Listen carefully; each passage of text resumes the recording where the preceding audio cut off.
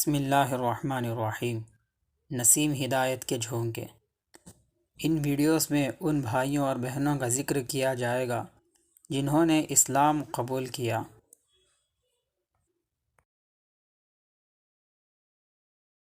Master محمد عامر عرف بلبیر سنگھ سے ایک ملاقات۔ محمد عامر: السلام علیکم ورحمۃ اللہ۔ احمد آوا: وعلیکم السلام ورحمۃ اللہ وبرکاتہ۔ سوال: ماسٹر صاحب، ایک عرصے سے ابھی کا حکم تھا کہ میں ارمغان کے لیے آپ سے انٹرویو لوں۔ اچھا ہوا آپ خود ہی تشریف لے آئے، آپ سے کچھ باتیں کرنی ہے۔ جواب: احمد بھائی، آپ نے میرے دل کی بات کہی۔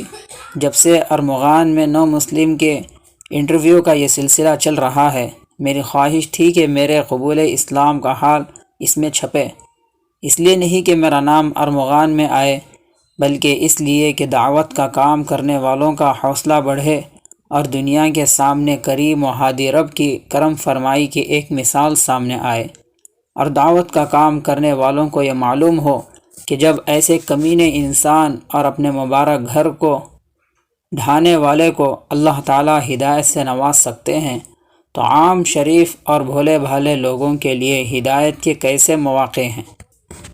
سوال: آپ اپنا خاندانی تعارف کرائیں۔ جواب: میرا تعلق صوبہ ہریانہ کے پانی پت ضلع کے ایک گاؤں سے ہے۔ میری پیدائش 6 دسمبر 1970 کو ایک راجپوت گھرانے میں ہوئی۔ میرے والد صاحب ایک اچھے کسان ہونے کے ساتھ ساتھ ایک پرائمری اسکول میں ہیڈ ماسٹر تھے۔ وہ بہت اچھے انسان تھے اور انسانیت دوستی ان کا مذہب تھا۔ کسی پر بھی کسی طرح کے ظلم سے انہیں سخت چڑ تھی۔ 1947 کے فسادات انہوں نے اپنی آنکھوں سے دیکھے۔ وہ بہت کرب کے ساتھ ان کا ذکر کرتے اور مسلمانوں کے قتل عام کو ملک پر بڑا داغ سمجھتے۔ بچے کچے مسلمانوں کو بسانے میں وہ بہت مدد کرتے تھے۔ اپنے اسکول میں مسلمان بچوں کی تعلیم کا وہ خاص خیال رکھتے تھے۔ میرا پیدائشی نام بلبیر سنگھ تھا۔ اپنے گاؤں کے اسکول سے میں نے ہائی اسکول کر کے انٹرمیڈیٹ میں پانی پت میں داخلہ لیا۔ پانی پت شاید بمبئی کے بعد شیو سینا کا سب سے مضبوط گڑھ ہے۔ خاص طور پر جوان طبقہ اور اسکول کے لوگ شیو سینا میں بہت لگے ہوئے ہیں۔ وہاں میری دوستی کچھ شیو سینکوں سے ہو گئی اور میں نے بھی پانی پت شاکھا میں نام لکھا لیا۔ پانی پت کے اتہاس یعنی تاریخ کے حوالے سے وہاں نوجوانوں میں مسلمانوں، خاص طور پر بابر اور دوسرے مسلمان بادشاہوں کے خلاف بڑی نفرت گھولی جاتی تھی۔ میرے والد صاحب کو جب میرے بارے میں معلوم ہوا کہ میں شیو سینا میں شامل ہو گیا ہوں تو انہوں نے مجھے بہت سمجھایا۔ انہوں نے مجھے اتہاس کے حوالے سے سمجھانے کی کوشش کی۔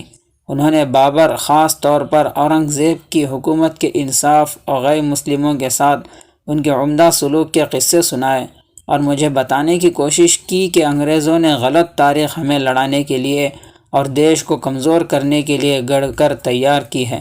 انہوں نے 1947 کے ظلم و قتل غارت گیری کے قصوں کے حوالے سے مجھے شیو سینا سے باز رکھنے کی کوشش کی، مگر میری سمجھ میں کچھ نہ آیا۔ سوال: آپ نے پھلت کے قیام کے دوران بابری مسجد کی شہادت میں اپنی شرکت کا قصہ سنایا تھا، ذرا اب دوبارہ تفصیل سے سنائیے۔ جواب: وہ قصہ اس طرح ہے کہ 1990 میں اڈوانی جی کی رتھ یاترا میں مجھے پانی پت کے پروگرام کی خاصی بڑی ذمہ داری سونپی گئی۔ رتھ یاترا میں ان ذمہ داریوں نے ہمارے روئیں روئیں میں مسلم نفرت کی آگ بھر دی۔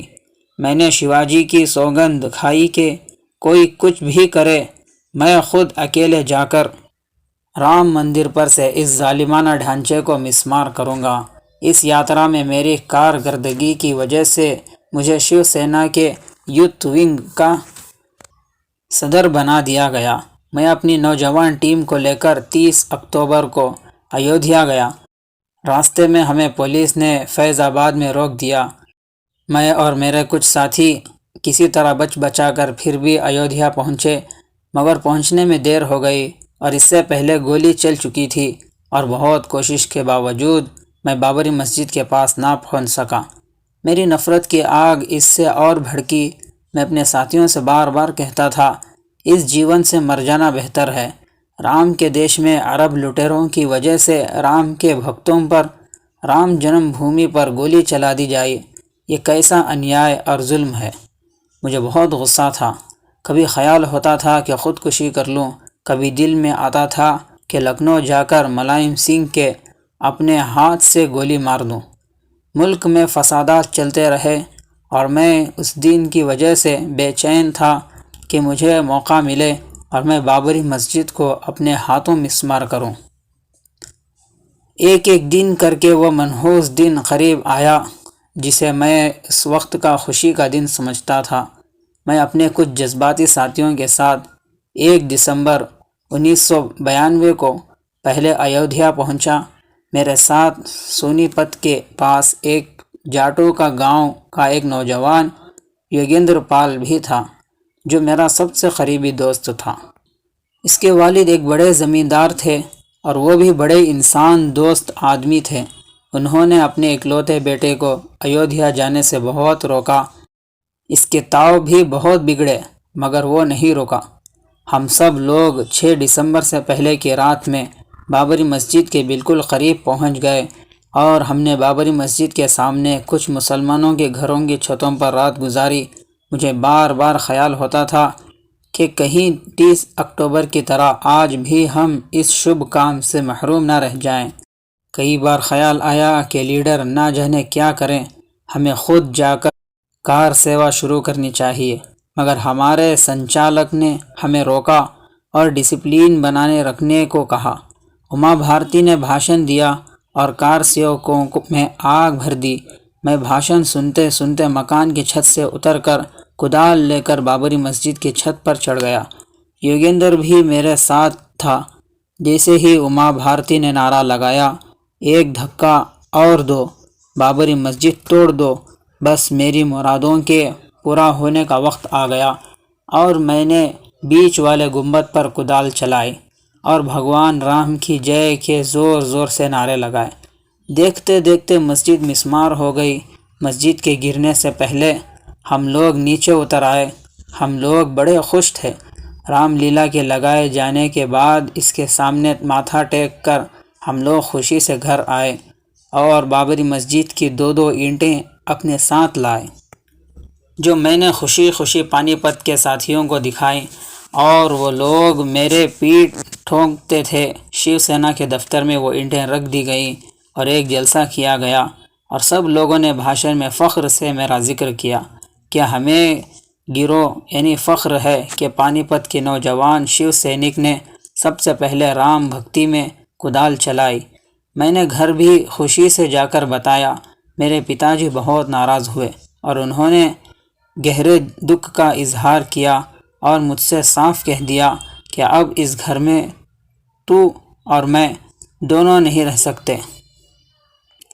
اگر تو رہے گا تو میں گھر چھوڑ کر چلا جاؤں گا، نہیں تو ہمارے گھر سے چلا جا۔ مالک کے گھر کے ڈھانے والے کی میں صورت دیکھنا نہیں چاہتا۔ میری موت تک تو مجھے کبھی صورت نہ دکھانا۔ مجھے اس کا اندازہ نہیں تھا۔ میں نے ان کو سمجھانے کی کوشش کی اور پانی پت میں جو سمان یعنی عزت مجھے اس کارنامے پر ملا وہ بتانے کی کوشش کی۔ انہوں نے کہا کہ یہ دیش ایسے ظالموں کی وجہ سے برباد ہو جائے گا اور غصے میں گھر سے جانے لگے۔ میں نے موقع کو بھانپا اور کہا آپ گھر سے نہ جائیں، میں خود اس گھر میں رہنا نہیں چاہتا جہاں رام مندر بھکت کو ظالم سمجھا جاتا ہو، اور میں گھر چھوڑ کر آ گیا اور پانی پت میں رہنے لگا۔ سوال: اپنے قبول اسلام کے بارے میں بتائیں۔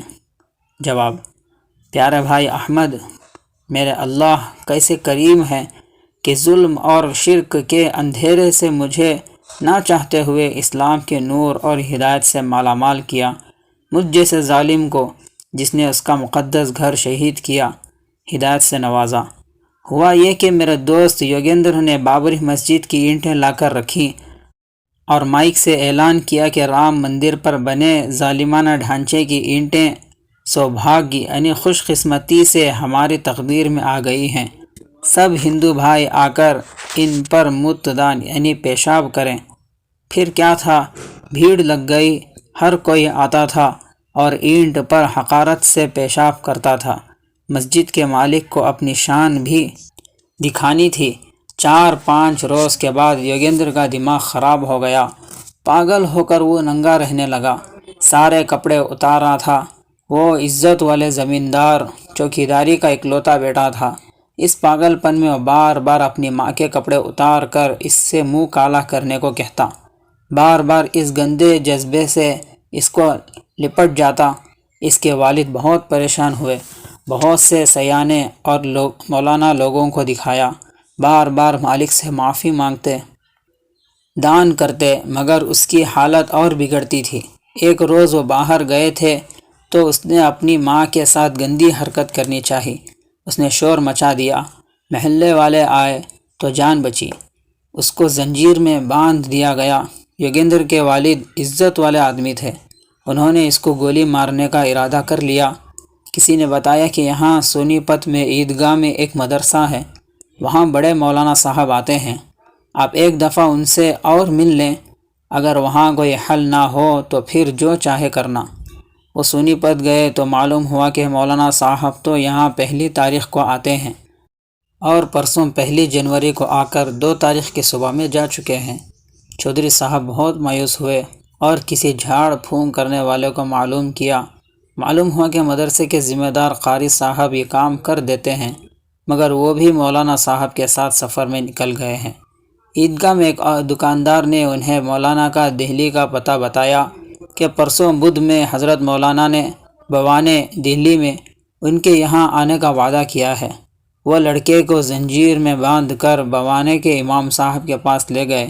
وہ آپ کے والد صاحب کے مرید تھے، وہ بہت زمانے سے ان سے بوانا کے لیے تاریخ لینا چاہتے تھے۔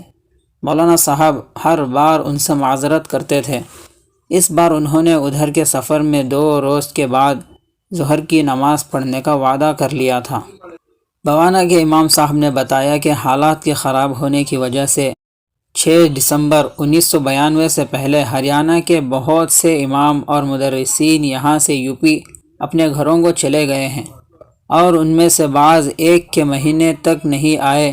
اس لیے مولانا صاحب نے 1 تاریخ کو اس موضوع پر تقریر کی اور بڑا زور دے کر یہ بات کہی کہ مسلمان نے ان غیر مسلم بھائیوں کو اگر دعوت دی ہوتی اور اسلام، اللہ اور مساجد کا تعارف کرایا ہوتا تو ایسے واقعات پیش نہ آتے۔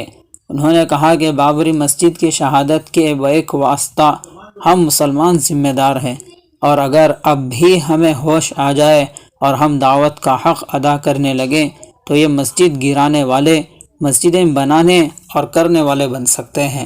ایسے موقع پر ہمارے آقا اللہم اہدی قومی فإنہم لا يعلمون، اے اللہ میری قوم کو ہدایت دے اس لیے کہ یہ لوگ جانتے نہیں، فرمایا کرتے تھے۔ یوگیندر کے والد چودھری رگھویر سنگھ جب بوانا کے امام، جن کا نام شاید مولانا بشیر احمد تھا، ان کے پاس پہنچے تو ان پر اس وقت اپنے شیخ کی تقریر کا بڑا اثر تھا۔ انہوں نے چودھری صاحب سے کہا کہ میں جھاڑ پھونک کا کام کرتا تھا، مگر اب ہمارے حضرت نے ہمیں اس کام سے روک دیا، کیونکہ اس پیشے میں جھوٹ اور عورتوں سے اختلاط بہت ہوتا ہے، اور اس لڑکے پر کوئی اثر یا جادو وغیرہ نہیں، بلکہ مالک کا عذاب ہے۔ اس کے لیے ایک موقع ہے، ہمارے بڑے حضرت پرسوں بدھ کے روز دوپہر کو یہاں آ رہے ہیں، آپ ان کے سامنے بات رکھیں۔ آپ کا بیٹا، ہمیں امید ہے کہ ٹھیک ہو جائے گا، مگر آپ کو ایک کام کرنا پڑے گا، وہ یہ کہ اگر آپ کا بیٹا ٹھیک ہو جائے تو مسلمان ہونا پڑے گا۔ چودھری صاحب نے کہا کہ میرا بیٹا ٹھیک ہو جائے تو میں سب کام کرنے کو تیار ہوں۔ تیسرے روز بدھ تھا۔ چودھری رگھویر صاحب یوگیندر کو لے کر صبح 8 بجے بھوانا پہنچ گئے۔ دوپہر کو ظہر سے پہلے مولانا صاحب آئے۔ یوگیندر زنجیر میں بندھا ننگ دھڑک کھڑا تھا۔ چودھری صاحب روتے ہوئے مولانا کے قدموں میں گر گئے اور بولے کہ مولانا صاحب، میں نے اس کمینے کو بہت روکا، مگر یہ پانی پت کے ایک اوت کے چکر میں آ گیا۔ مولانا صاحب مجھے क्षमा کر دیجئے، میرے گھر کو بچا لیجئے۔ مولانا صاحب نے سختی سے انہیں سر اٹھانے کے لیے کہا اور پورا واقعہ سنا۔ انہوں نے چودھری صاحب سے کہا کہ سارے سنسار کو چلانے والے سرو شکتیمان یعنی قادر مطلق خدا کا گھر ڈھا کر انہوں نے ایسا بڑا پاپ کیا ہے کہ اگر وہ مالک سارے سنسار کو ختم کر دے تو ٹھیک ہے، یہ تو بہت کم ہے کہ اس اکیلے پر پڑی ہے۔ ہم بھی اس مالک کے بندے ہیں، اور ایک طرح سے اس بڑے گناہ میں ہم بھی قصوروار ہیں کہ ہم نے مسجد کو شہید کرنے والوں کو سمجھانے کا حق ادا نہیں کیا۔ اب ہمارے بس میں کچھ بھی نہیں ہے، بس یہ ہے کہ آپ بھی اس مالک کے سامنے گڑ گڑائیں اور شمع مانگیں، اور ہم بھی معافی مانگیں گے۔ مولانا صاحب نے کہا، جب تک ہم مسجد میں پروگرام سے فارغ ہوں، آپ اپنے دھیان کو مالک کی طرف لگا کر سچے دل سے معافی مانگیں اور پرارتھنا یعنی دعا کریں کہ مالک میری مشکل کو آپ کے علاوہ کوئی نہیں ہٹا سکتا۔ چودھری صاحب پھر مولانا صاحب کے قدموں میں گر گئے اور بولے، جی میں اس لائق ہوتا یہ دن کیوں دیکھتا، آپ مالک کے قریب ہیں، آپ ہی کچھ کریں۔ مولانا صاحب نے ان سے کہا کہ آپ میرے پاس علاج کے لیے آئے ہیں، اب جو علاج میں بتا رہا ہوں وہ آپ کو کرنا چاہیے۔ وہ راضی ہو گئے۔ مولانا صاحب مسجد میں گئے، نماز پڑھی، تھوڑی دیر تقریر کی اور دعا کی۔ مولانا صاحب نے سبھی لوگوں سے چودھری صاحب کے لیے دعا کو کہا۔ پروگرام کے بعد مسجد میں ناشتہ ہوا۔ ناشتے سے فارغ ہو کر مسجد سے باہر نکلے تو مالک کا کرم کہ یوگیندر نے اپنے باپ کی پگڑی اتار کر اپنے ننگے جسم پر لپیٹ لی تھی۔ وہ ٹھیک ٹھاک اپنے والد صاحب سے بات کر رہا تھا۔ سب لوگ بہت خوش ہوئے۔ بوانا کے امام صاحب تو بہت خوش ہوئے۔ انہوں نے چودھری صاحب کو وعدہ یاد دلایا اور اس کو ڈرایا بھی کہ جس مالک نے اس کو اچھا کیا ہے، اگر تم وعدے کے مطابق مسلمان نہیں ہوتے ہو تو پھر یہ دوبارہ اس سے زیادہ پاگل ہو سکتا ہے۔ وہ تیار ہو گئے اور امام صاحب سے بولے، مولانا صاحب میری 7 پشتیں آپ کے احسان کا بدلہ نہیں دے سکتی، آپ کا غلام ہوں، جہاں چاہے آپ مجھے بیچ سکتے ہیں۔ حضرت مولانا کو جب یہ معلوم ہوا کہ امام صاحب نے اس سے ٹھیک ہونے کا ایسا وعدہ کر لیا تھا تو انہوں نے امام صاحب کو سمجھایا کہ اس طرح کرنا احتیاط کے خلاف ہے۔ چودھری صاحب کو مسجد میں لے جانے لگے تو یوگیندر نے پوچھا، پتا جی کہاں جا رہے ہو؟ انہوں نے کہا، مسلمان بننے۔ تو یوگیندر نے کہا، مجھے آپ سے پہلے مسلمان بننا ہے اور مجھے تو بابری مسجد دوبارہ ضرور بنوانی ہے۔ خوشی خوشی ان دونوں کو وضو کرایا اور کلمہ پڑھایا گیا۔ والد صاحب کا نام محمد عثمان اور بیٹے کا نام محمد عمر نام رکھا گیا۔ خوشی خوشی وہ دونوں اپنے گاؤں پہنچے۔ وہاں پر ایک چھوٹی سی مسجد ہے، اس کے امام صاحب سے جا کر ملے۔ امام صاحب نے مسلمانوں کو بتا دیا، بات پورے علاقے میں پھیل گئی۔ ہندوؤں تک بات پہنچی تو قوت دار لوگوں کی میٹنگ ہوئی اور طے کیا کہ ان دونوں کو رات میں قتل کروایا جائے، ورنہ نہ جانے کتنے لوگوں کا دھرم خراب کریں گے۔ اس میٹنگ میں ایک مرتد بھی شریک تھا، اس نے امام صاحب کو بتا دیا۔ اللہ نے خیر کی، ان دونوں کو راتوں رات گاؤں سے نکالا گیا۔ پھلت گئے اور بعد میں جماعت میں 40 دن کے لیے چلے گئے۔ یوگیندر نے پھر امیر صاحب کے مشورے سے 3 چلے لگائے۔ بعد میں ان کی والدہ بھی مسلمان ہو گئی۔ محمد عمر کی شادی دہلی میں ایک اچھے مسلمان گھرانے میں ہو گئی اور وہ سب لوگ خوشی خوشی دہلی میں رہ رہے ہیں، گاؤں کا مکان اور زمین وغیرہ بیچ کر۔ سوال: ماسٹر صاحب آپ سے میں نے آپ کے اسلام قبول کرنے کے بارے میں سوال کیا تھا۔ آپ نے یوگیندر اور ان کے خاندان کی داستان سنائی۔ واقعی یہ خود عجیب و غریب کہانی ہے، مگر مجھے تو آپ کے قبول اسلام کے بارے میں معلوم کرنا ہے۔ جواب: پیارے بھائی، اصل میں میری قبول اسلام کو اس کہانی سے الگ کرنا ممکن نہیں، اس لیے میں نے اس کا پہلا حصہ سنایا۔ اب آگے دوسرا حصہ سن لیجئے۔ 9 مارچ 1993 کو اچانک میرے والد کا ہارٹ فیل ہو کر انتقال ہو گیا۔ ان پر بابری مسجد کی شہادت اور اس میں میری شرکت کا بڑا غم تھا۔ وہ میری ممی سے کہتے تھے کہ مالک نے ہمیں مسلمانوں میں پیدا کیوں نہیں کیا؟ اگر مسلمان گھرانے میں پیدا ہوتے، کم از کم ظلم سہنے والوں میں ہمارا نام آتا، ظلم کرنے والی قوم میں ہمیں کیوں پیدا کر دیا؟ انہوں نے گھر والوں کو وصیت کی تھی کہ میری ارتھی پر بلبیر نہ آنے پائے، میری ارتھی کو یا تو مٹی میں دبانا یا پانی میں بہا دینا، ظالم قوم کے رواج کے مطابق آگ مت لگانا، بلکہ ہندوؤں کے شمشان میں بھی نہ لے جانا۔ گھر والوں نے ان کی اچھی خواہش کے مطابق عمل کیا اور 8 دن بعد مجھے ان کے انتقال کی خبر ہوئی۔ میرا دل بہت ٹوٹا۔ ان کے انتقال کے بعد بابری مسجد کا گرانا مجھے ظلم لگنے لگا اور مجھے اس پر فخر کے بجائے افسوس ہونے لگا اور میرا دل بجھ سا گیا۔ میں گھر کو جاتا تو میری ممی میرے والد کے غم کو یاد کر کے رونے لگتی اور کہتی کہ ایسا دیوتا باپ کو تو نے ستا کر مار دیا، تو کیسا نیچ انسان ہے۔ میں نے گھر جانا بند کر دیا۔ جون میں محمد عمر جماعت سے واپس آیا تو پانی پت میرے پاس آیا اور اپنی پوری کہانی بتائی۔ 2 مہینے سے میرا دل ہر وقت خوف زدہ سا رہتا تھا کہ کوئی آسمانی آفت مجھ پر نہ آ جائے۔ والد کا دکھ اور بابری مسجد کی شہادت دونوں کی وجہ سے ہر وقت دل سہما سہما سا رہتا تھا۔ محمد عمر کی کہانی سن کر میں اور بھی پریشان سا ہوا۔ عمر بھائی نے مجھ پر زور دیا کہ 23 جون کو سونی پت میں مولانا صاحب آنے والے ہیں، آپ ان سے ضرور ملیں اور اچھا ہے کچھ دن ان کے ساتھ رہیں۔ میں نے پروگرام بنایا، مجھے پہنچنے میں دیر ہو گئی۔ عمر بھائی پہلے پہنچ گئے تھے اور مولانا صاحب سے میرے بارے میں پورا حال بتا دیا تھا۔ میں گیا تو مولانا صاحب بڑی محبت سے ملے اور مجھ سے کہا کہ آپ کی تحریک پر اس گناہ کو کرنے والے یوگیندر کے ساتھ مالک یہ معاملہ کر سکتے ہیں، تو آپ کے ساتھ بھی یہی معاملہ پیش آ سکتا ہے، اور اگر اس دنیا میں وہ مالک سزا نہ بھی دیں تو مرنے کے بعد ہمیشہ کے جیون میں جو سزا ملے گی آپ اس کا تصور بھی نہیں کر سکتے۔ 1 گھنٹہ ساتھ رہنے کے بعد میں نے فیصلہ کر لیا کہ اگر مجھے آسمانی آفت سے بچنا ہے تو مسلمان ہو جانا چاہیے۔ مولانا صاحب 2 روز کے سفر پر جا رہے تھے۔ میں نے 2 روز ساتھ رہنے کی خواہش کا اظہار کیا تو انہوں نے خوشی سے قبول کیا۔ 1 روز ہریانہ، پھر دہلی اور خورجہ کا سفر تھا۔ 2 روز کے بعد پھلت پہنچے۔ 2 روز کے بعد میں دل سے اسلام کے لیے آمادہ ہو چکا تھا۔ میں نے عمر بھائی سے اپنا خیال ظاہر کیا تو انہوں نے خوشی خوشی مولانا صاحب سے بتایا، اور الحمدللہ میں نے 25 جون 1993 کو ظہر کے بعد اسلام قبول کیا۔ مولانا صاحب نے میرا نام محمد عامر رکھا۔ اسلام کے مطالعہ اور نماز وغیرہ یاد کرنے کے لیے مجھے پھلت رہنے کا مشورہ دیا۔ میں نے اپنی بیوی اور چھوٹے بچوں کی مجبوری کا ذکر کیا تو میرے لیے مکان کا نظم کر دیا گیا۔ میں چند ماہ پھلت آ کر رہا اور اپنی بیوی پر کام کرتا رہا۔ 3 مہینے کے بعد وہ بھی مسلمان ہو گئی الحمدللہ۔ سوال: آپ کے والدہ کا کیا ہوا؟ جواب: میں نے اپنی ماں سے اپنے مسلمان ہونے کے بارے میں بتایا۔